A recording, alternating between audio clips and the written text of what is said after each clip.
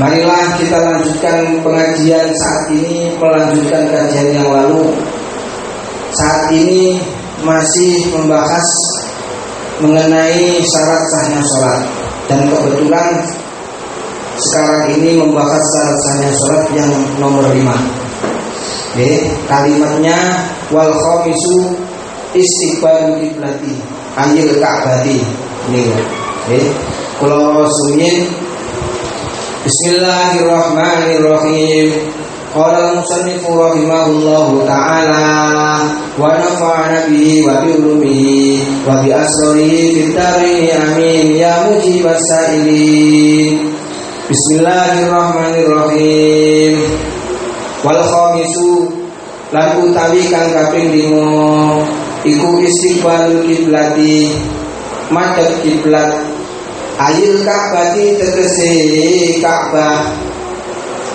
Wasumiyat lan den arani apa Ka'bah den arani kiblatan ing aran kiblat di annal musalliya krana setuhune wong kang salat iku yuka pilwa madhep sapa musalli ing Ka'bah. Wa Ka'bah dan ing aran Ka'bah dirtifaiha krana dhuwure Ka'bah. Bismillahirrahmanirrahim. Alhamdulillah, saat ini kita sudah sampai pada pembahasan mengenai syarat sahnya sholat yang kelima.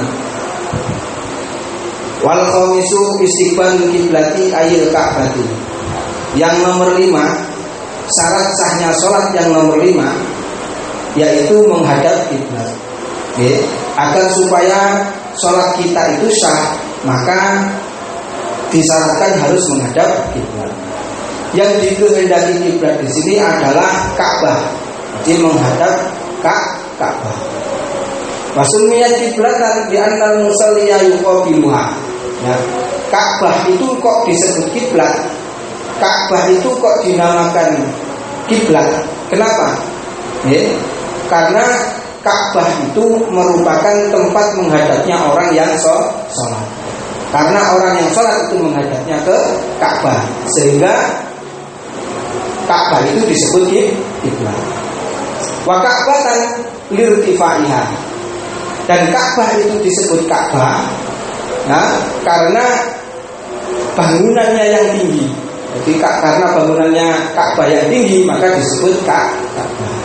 Tapi ada pula yang mengatakan disebut Ka'bah itu karena litarobuliha, karena Ka'bah itu bentuknya persegi 4. Sebagaimana yang disebutkan di dalam Qomus, segala sesuatu yang mutarobbih, sesuatu yang segi 4 itu disebut Ka'bun, boleh dikatakan Ka'bun atau Ka'bah bisa dikatakan begitu. Bismillahirrahmanirrahim. Jadi saya ulangi lagi, syarat sahnya sholat yang nomor 5 adalah menghadap kiblat, yakni Ka'bah. Lah, menghadap kiblat di sini, yang menghadap kiblat di sini, ini artinya menghadap ainnya Ka'bah. Menghadap ainnya Ka'bah, bukan jihahnya. Menghadap ainnya Ka'bah, bendanya Ka'bah, bangunannya Ka'bah, bukan jihahnya, bukan arah kanan kirinya Ka'bah. Kalau kita mengikuti atau berpijak pada pendapat yang muktamad di dalam kalangan mazhab kita, yaitu mazhab Syafi'i. Jadi kalau di dalam mazhab kita, mazhab Syafi'i, dan pendapat yang muktamad itu mengatakan menghadap kiblat itu adalah menghadap ainnya Ka'bah, bangunannya Ka'bah, bukan arah kanan kirinya Ka'bah, bukan arah kanan kirinya Ka'bah. Sakit berani. Jadi menghadap ainnya Ka'bah. Terus kemudian menghadapnya ini harus dengan yakin.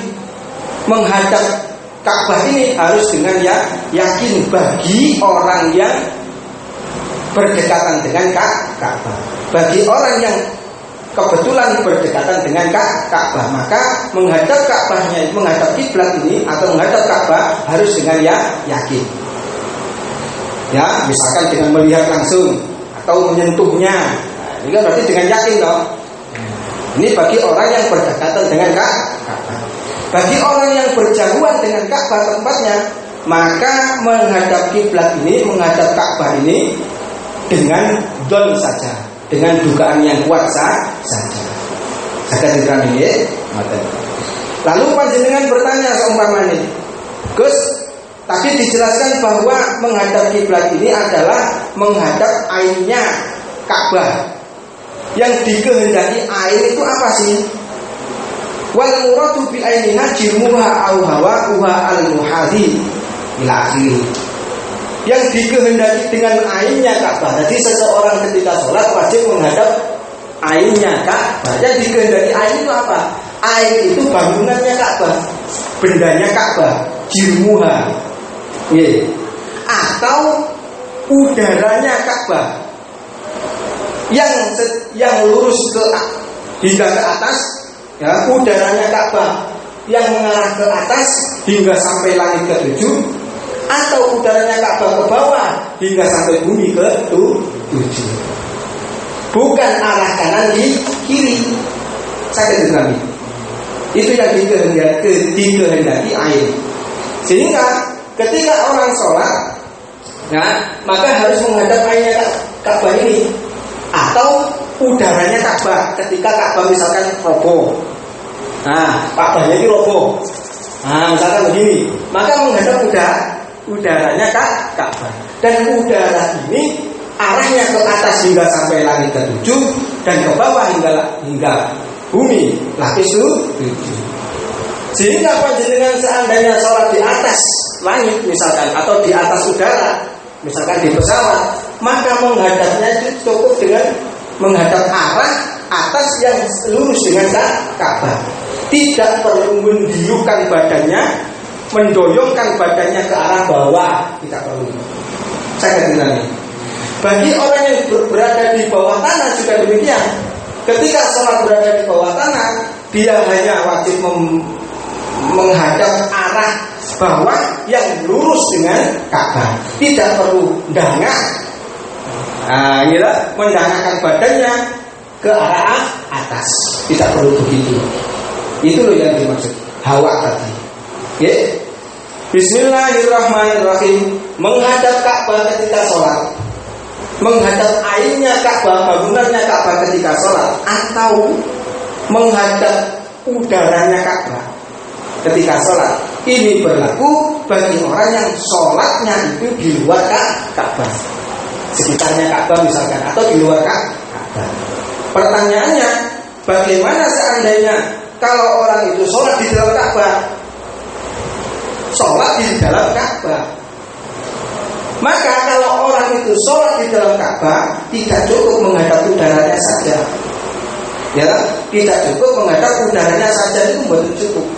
Akan tetapi dia harus mau nggak mau, atau dia yang diwajibkan menghadap bendanya Ka'bah atau bangunannya Ka'bah secara hakikatan au hukman. Sehingga ketika bangunan Ka'bah ini roboh umpamanya, lalu dia itu sholat di dalamnya, dia nggak boleh menghadap udara, atau nggak boleh, harus ada sosok sakis, sosok bendanya Ka'bah, walaupun tingginya cuma 2/3 dhiro, sekitar 40 cm lah katakanlah tingginya, harus ada seperti itu. Misalkan kayu atau batunya saja, sisa bongkahan batunya saja yang tingginya sampai 2/3 dhiro, harus begitu, harus begitu, nggak boleh los gitu aja, nggak boleh. Sakit ya diterangi. Maafkan. Bismillahirrahmanirrahim. Bismillahirrahmanirrahim. Terus kemudian tadi dijelaskan bahwa seseorang itu ketika sholat wajib menghadap ainnya Ka'bah atau udaranya Ka'bah, lurus begitu ya. Sehingga seandainya sama panjenengan bertanya, Gus, seumpama ada orang sholat menghadap bendanya Ka'bah, seumpama ada orang sholat menghadap bendanya Ka'bah, bangunannya Ka'bah, tapi hanya sebagian badannya, sebagian badan yang lain keluar dari lurus ke arah Ka'bah. Sakit berani. Biasanya sholat di dekatan, di dekat Ka'bah misalkan. separuh badannya lurus dengan Ka'bah, tetapi separuh badan yang lain keluar dari Ka'bah. Ini kuyok nopo Gus hukumnya? Hukumnya tidak sah, tidak cukup menghadap yang seperti ini. Harus menghadap secara keseluruhannya.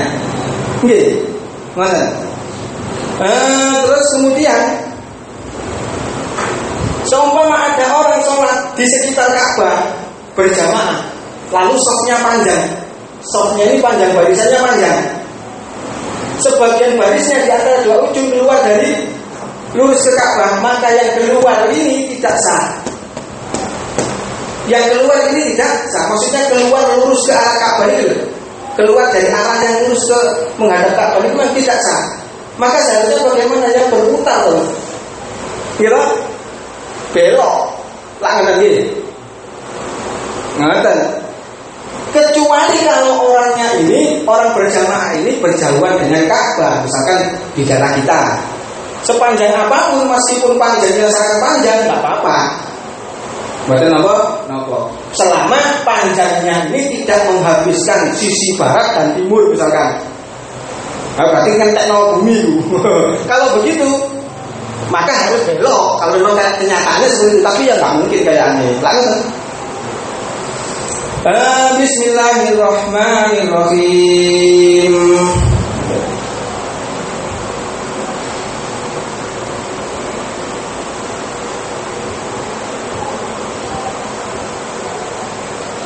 Terus wa man amkanahu as-shalatu ilal qiblati qaidan. Gus, saya mau bertanya, ya. Wa man amkanahu as-shalatu ilal qiblati qaidan wa ila ghairiha qaiman wajib alaihi al-awwal ila akhirih. Ya, sama bertanya, Gus, ada orang itu ketika sholat berdiri dia nggak bisa menghadap kiblat. Ketika sholatnya itu dilakukan dengan berdiri, dia tidak bisa menghadap kiblat. Tetapi ketika dilakukan dengan duduk bisa menghadap kiblat. Yang mana yang didahulukan, Gus? Berdiri tidak menghadap kiblat atau duduk tapi bisa menghadap kiblat? Yang didahulukan artinya dia diwajibkan sholat dengan duduk dengan menghadap kiblat. Karena fi syarhi Romli, penjelasan yang seperti ini sebagaimana yang dijelaskan di dalam Syarah Ar-Romli. Mengapa kok demikian? Nah, kenapa kok didahulukan duduknya? Dia harus sholat dengan duduk dengan menghadap kiblat. Tidak boleh berdiri yang tidak menghadap kiblat tadi. Li'anna fardhul kiblati akad min fardhil qiyam. Bidalil sukuti fil nafli ma'al qudrati. Karena apa? Karena kewajiban menghadap kiblat itu lebih kuat daripada kewajiban berdiri di dalam sholat. Jadi kewajiban menghadap kiblat itu lebih kuat daripada kewajiban berdiri di dalam sholat. Bismillahirrahmanirrahim.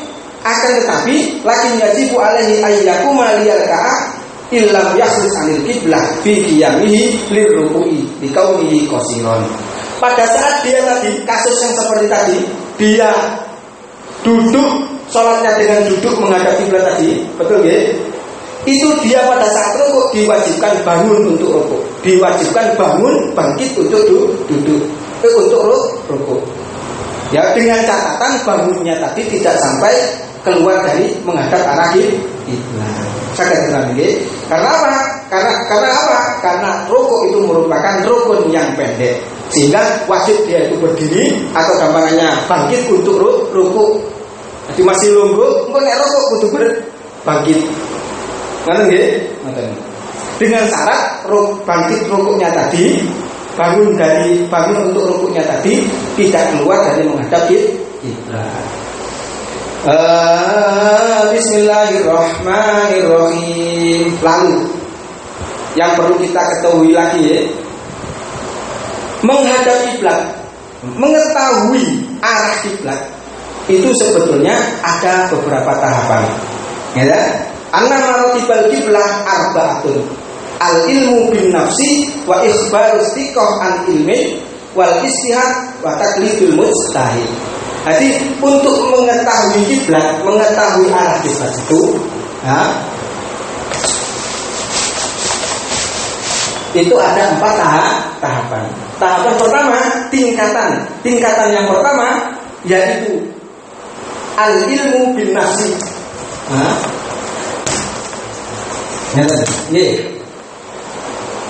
Mengetahui sendiri arah kiblat itu.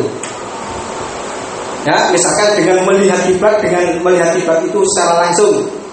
Ini tingkatan mengetahui kiblat yang pertama. Sakit diterami? Nah, jadi tingkatan yang pertama al-ilmu bin nafsi. Tingkatan yang kedua, ya, ikhbar istiqoh, mengetahui kiblat dengan cara lantaran dapat informasi dari orang yang dapat dipercaya. Yang mana informasi tersebut dihasilkan dari ilmunya, bukan dari istihadnya. Ngerti nggih? Ikhbar istiqoh. Ngerti nggih? Ini tingkatan yang kedua.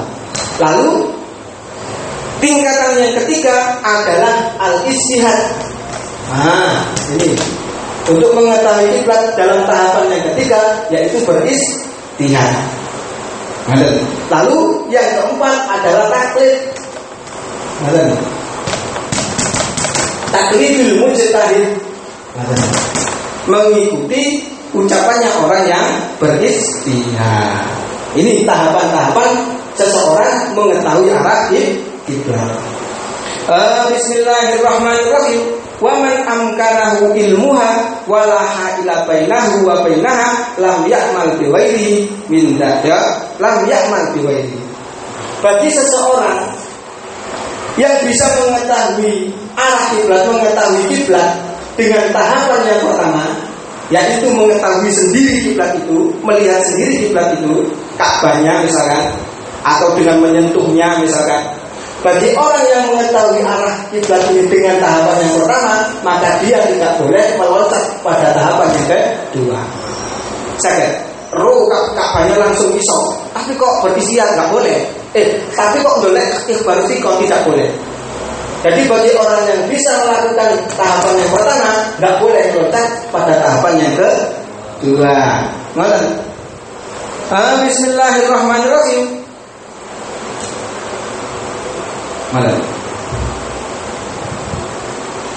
Terus disamakan dengan orang yang bisa mengetahui, ya, Ka'bah dengan sendirinya, atau disamakan seseorang pada tahapan yang pertama mengetahui arah kiblat dengan tahapan yang pertama, yaitu seorang buta, orang buta yang bisa mengetahui Ka'bah dengan cara menyentuh mihrab. Ya, orang buta yang bisa mengetahui kiblat dengan cara menyentuh mihrab, paimamane masjid. Sekiranya hal itu mudah dilakukan bagi orang buta tersebut, maka dia tidak boleh mengamalkan selain mengamalkan ucapan orang lain, dan dia tidak boleh beristihad. Jadi ada orang buta, kok bisa dia itu menyentuh mihrabnya masjid, paimamane masjid. Sekiranya hal itu kok mudah dilakukan bagi dirinya, maka dia itu tidak boleh menggunakan ucapan orang lain mengenai arah kiblat ini tadi, dan dia tidak boleh beristihad meskipun dia buta. Nggih, ngoten. Bismillahirrahmanirrahim. Bismillahirrahmanirrahim. Terus kemudian bagi orang yang tidak bisa melakukan tahap pertama, maka berarti dia diperbolehkan atau dia diharuskan melakukan mengetahui arah kiblat tadi dengan cara tahapan yang kedua. Ini pun apa? Ikhbar istiqoh. Ya, mencari informasi dari orang yang dapat dipercaya. Bismillahirrahmanirrahim. Jika hal itu yang sejajar atau yang semakna dengan setingkat dengan informasi dari orang yang thiqah ini, ya, yaitu misalkan melihat kompas Baitul Ibroh, melihat kompas itu sama dengan informasi dari orang yang bisa dipercaya. Atau dengan cara melihat mihrabnya kaum muslimin, paimamannya kaum muslimin yang berada di negara besar ataupun kecil, ya, yang mana banyak didatangi oleh orang-orang. Jadi paimamannya masjid yang ada di negara besar atau kota besar ataupun kota kecil, yang mana masjid itu banyak didatangi oleh masyarakat. Nah, itu hal itu sama tingkatannya dengan ikhbarus thiqah tadi. Bismillahirrahmanirrahim. Lalu selanjutnya kata nggih, maka ketika panjenengan itu berada pada satu daerah, lalu di sana kok ada masjid, ya ada masjid yang tentu saja di sana ada paimamannya. Lalu kemudian masjid ini banyak pengunjungnya, banyak yang datang di sana, maka panjenengan tidak boleh beristihad lagi, tidak boleh beristihad. Sampai cukup menggunakan paimaman ini sudah cukup, nggak perlu beristihad mana. Saya diterangi, tidak boleh beristihad ini dalam artian menentukan arah kanan kiri, itu nggak boleh. Tetapi yang diperbolehkan hanya agak ke kanan, agak ke kiri, itu boleh.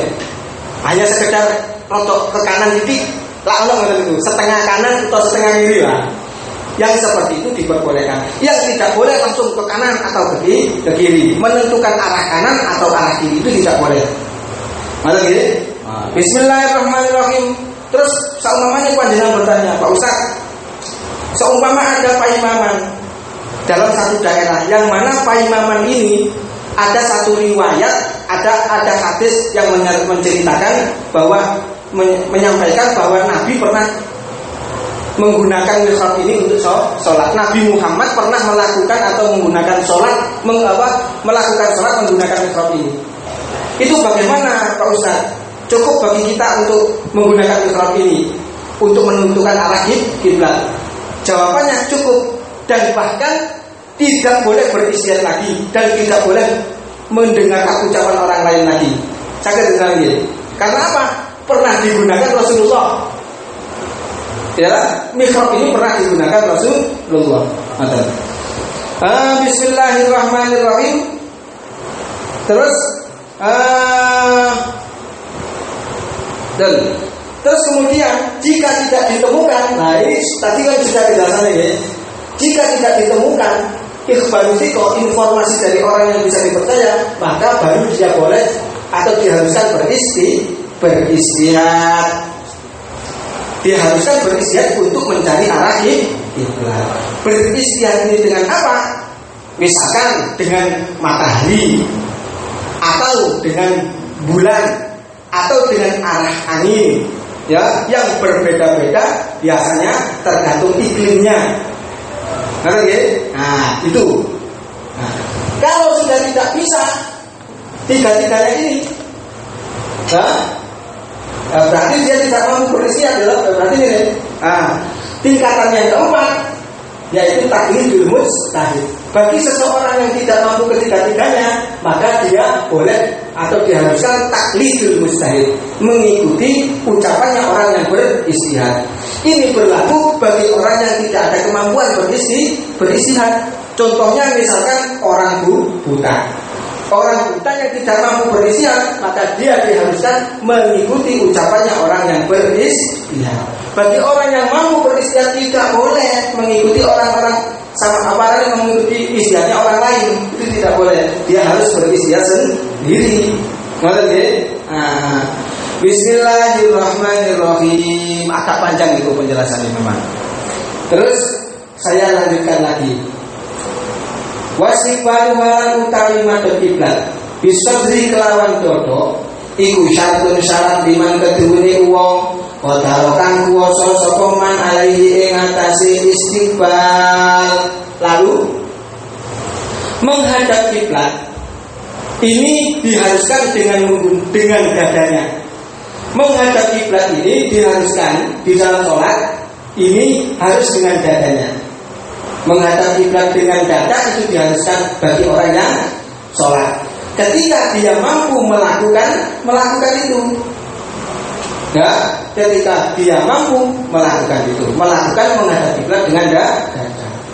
Bagi orang yang tidak mampu menghadap kiblat dengan dadanya, misalkan ada orang itu kok diikat badannya di atas kayu, diikat di kayu, sehingga dia tidak bisa menghadap di dalam sholatnya ke arah kiblat, maka dia harus sholat sebisanya.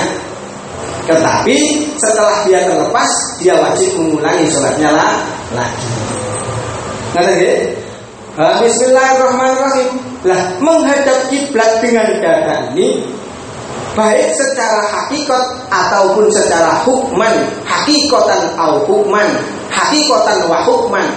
Secara hakikat menghadap dengan dada secara hakikat ketika seseorang itu dalam keadaan berdiri dan duduknya, maka menghadap kiblat dengan dadanya ini secara hakikat. Atau menghadap kiblatnya secara hukmi, yaitu pada saat orang itu dalam keadaan rukuk dan sujudnya harus tetap menghadap kiblat walaupun secara hukmi. Nah, terus kemudian, sama dengan bertanya mengenai bagi orang yang tidak bisa sholat berdiri, misalkan sholatnya itu dengan tidur miring, bagaimana Pak Ustaz menghadap kiblatnya? Kalau orang itu tidur, sholatnya dilakukan dengan tidur miring, maka menghadap kiblatnya itu dengan dada dan wajahnya. Ya, dengan dada dan wajahnya. Nah, terus kalau misalkan orang itu sholat dengan terlentang, bagaimana Pak Ustaz menghadap kiblatnya? Kalau orang itu sholatnya dilakukan dengan terlentang, maka menghadap kiblatnya dengan wajahnya dan telapak kakinya. Dengan wajahnya misalkan dibantalnya agak tinggi, sehingga wajahnya bisa menghadap kiblat, dan telapaknya juga harus menghadap kiblat.